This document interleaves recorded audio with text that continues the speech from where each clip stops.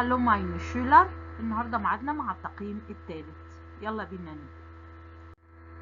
هلو ماين شولر. النهارده ميعادنا مع التقييم الثاني. يلا بينا نبدأ.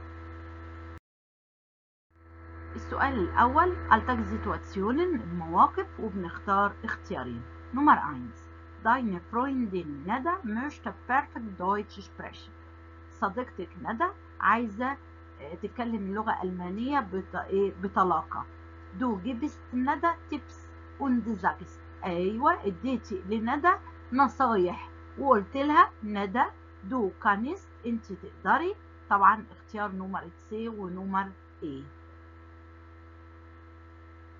السؤال الثاني دو زاجست، انت بتقولي ich brauche Deutsch für mein Studium. انا محتاجة الألماني لدراستي.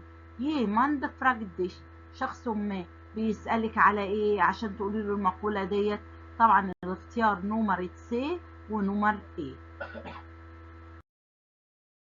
السؤال الثاني جراماتيك. نمر 1 was macht dein Bruder؟ hat eine Stelle نقط بروجراميرر. طبعا هنا كلمة اشتلة يبقى هيجي وراها ألس. نمر 2 leider hat Philipp zurzeit keinen Job.